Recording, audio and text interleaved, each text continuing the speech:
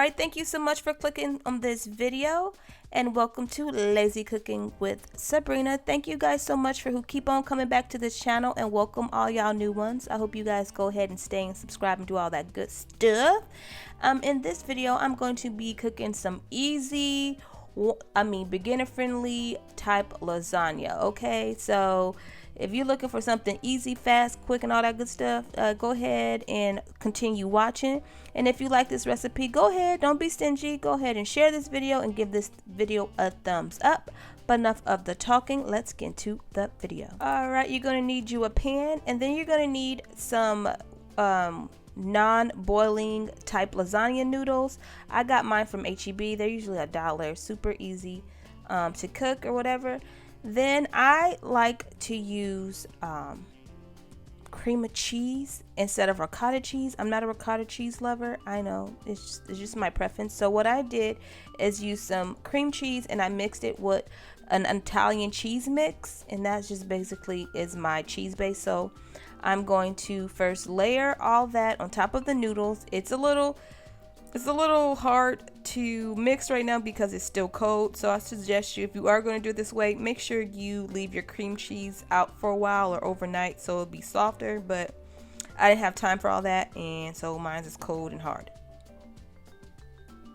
Then you're going to get some spaghetti sauce. If you watched my pre-cooked meals video, I'll have the link in the description box, or a little tab should be popping up if you want to know a detailed recipe. Well, this is the spaghetti sauce that I used in this.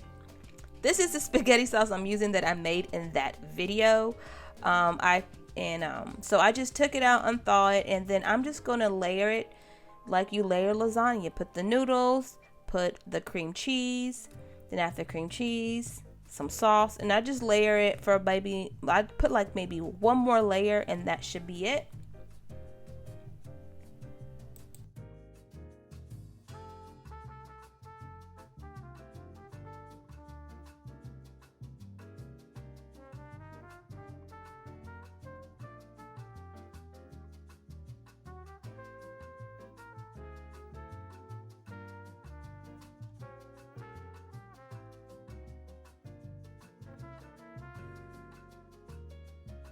Alright, now after this layer, I just put a little bit more sauce, and then I put the leftover of that Italian cheese mix, and then I'm just going to put some foil paper on top and set this sucker in the oven. I do have my oven set at 350, and I just put that in the oven for about 30 minutes, and voila, it is done. And this is my results. It comes out super yummy.